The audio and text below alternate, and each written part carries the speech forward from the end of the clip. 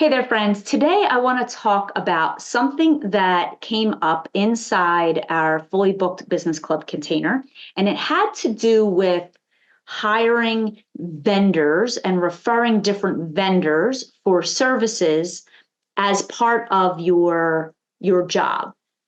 Because this happens a lot in the concierge industry. It happens in all industries. Let's be honest. It happens in all industries where people say, "Oh, do you have a referral for blank? Do you have a referral for blank?" And what I want to talk about today are three really, really important things to consider when you are referring people as a concierge.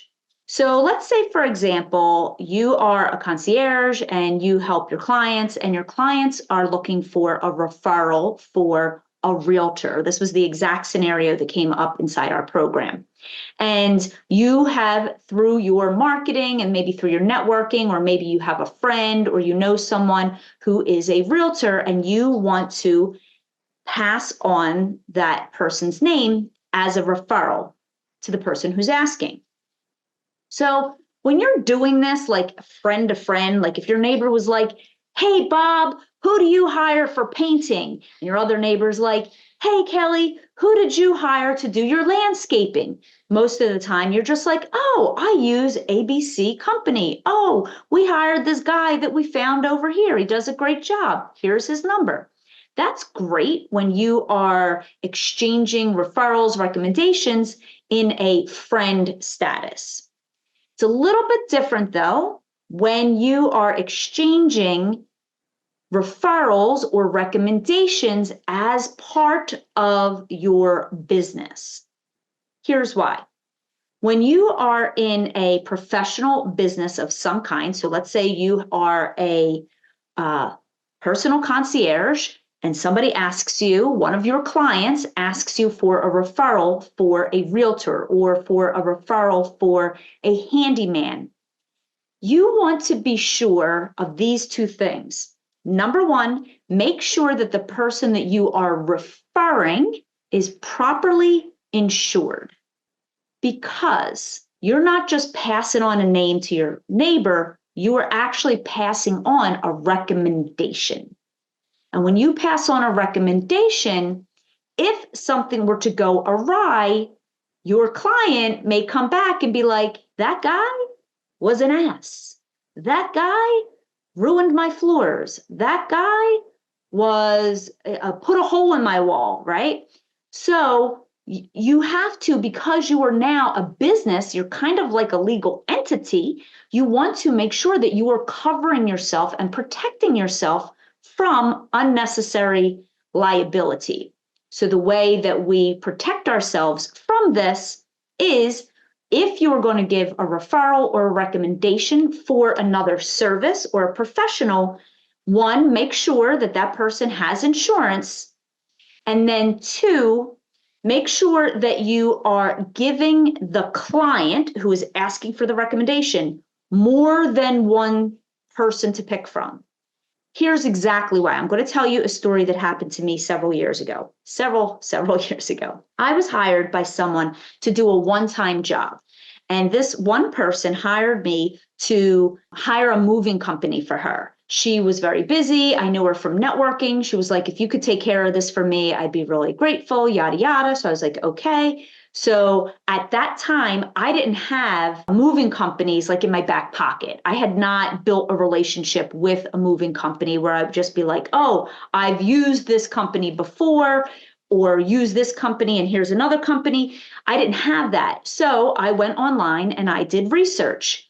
And luckily, as I was doing the research, I gave her three options to choose from. I said, "Okay, here are three moving companies that are local. They all seem to be charging about the same amount. I have put out requests to all three of them for an estimate. Do you want me to do with the estimates?" And she was like, "Okay, have them reach out to me. My husband will meet them and talk to them about the estimate." Great. Gave her three. She decided to get estimates from two.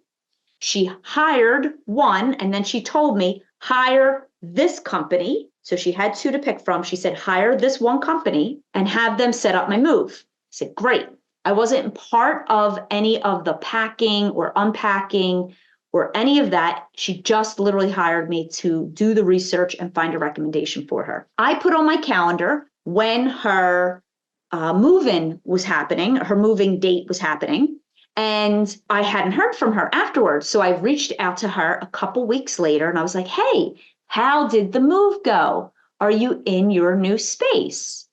At which point she forwarded an email to me that was this long back and forth email between her, the moving company, and her lawyer. Because apparently the home that she was moving into, it was brand new construction. They had brand new hardwood floors in there. They did hardwood floor staining. The moving company that moved in put down cardboard, like cardboard boxes to prevent any damage on the floors. However, the hardwood floor staining was not dry yet. And so when they moved in and they pulled up that cardboard, it destroyed the brand new hardwood floors. Now, she never told me about this. She never reached out to me. All she did was forward me all this information, at which point I, a newer concierge, went into complete shutdown panic mode. I was so distraught. I was so worried. And I was really, really concerned. And so I had tried to reach out to her multiple times to say, is there anything I can do? Do you want me to make a couple phone calls for you? And she never responded to me. And it was no longer it wasn't in my hands. But the saving grace of this was, one, I knew that the people that I recommended were insured because when I did the research, I asked them to send me their certificate of insurance to show me and prove to me that they were properly insured. Two, I gave her multiple people to choose from. Three, she ultimately chose the person to do the work. And then when it went awry, I was not at fault in any way. So this is one of those tales to tell to prevent you and just make you aware that these things can happen and they will happen. So to best prepare for them, one, make sure that they are fully insured. Two, always make sure that you give the client more than one recommendation. And then the third thing I want to encourage you to do is in your policies, in your contracts that you have your clients sign, you should have a clause in there that talks about third-party vendors and people that you may help hire for the client that you are at no fault if damage occurs or something happens with them. And make sure that you have that clause inside your contracts. Okay. I know this was a heavy one, friends, but it was something that came up inside our program.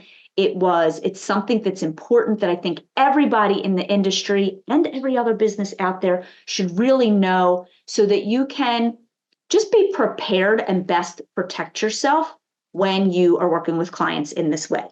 Okay, now, as of today, we are open for enrollment in Fully Booked Business Club. It is for that startup business owner, all concierges of all niches in all countries and cities and states. This is for you if you are in that startup phase of your business.